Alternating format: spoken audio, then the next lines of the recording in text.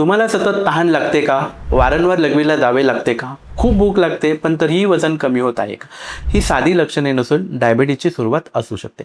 आज मी तुम्हाला डायबिटीजच्या सुरुवातीला शरीर दाखवत असलेली 10 महत्त्वाची लक्षणे सांगणार आहे, ज्यामुळे तुम्ही सुद्धा ओळखू शकता की तुम्हाला डायबिटीजची सुरुवात आहे का. नमस्कार, मी डॉक्टर राहुल वागोले. भारताला आज डायबिटीज कॅपिटल म्हटले जाते. दुर्दैवाची गोष्ट म्हणजे अनेक लोकांना वर्षानुवर्षे डायबिटीस असतो, पण त्याची लक्षणे ओळखले जात नाही. जेव्हा निदान होतं तेव्हा किडनी, डोळे, हृदय किंवा नसांवर परिणाम झालेला असतो. म्हणूनच ही सुरुवातीची लक्षणे ओळखणे अत्यंत महत्त्वाचे आहे.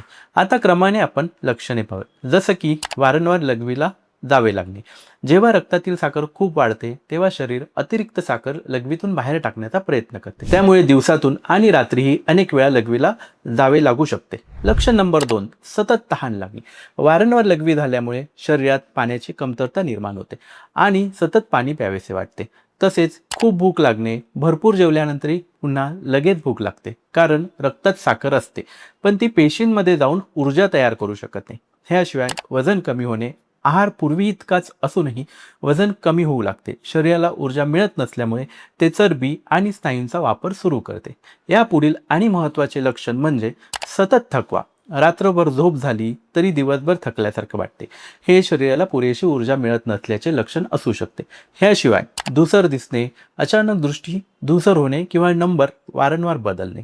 रक्तातील साखर वाढल्यामुळे डोळ्यांच्या लेन्सवर परिणाम होऊ शकतो. तसेच जखम उशिरा भरून येणे. लहान जखम असली तरी ती भरून यायला जास्त वेळ लागतो. ह्याशिवाय वारंवार इन्फेक्शन होणे.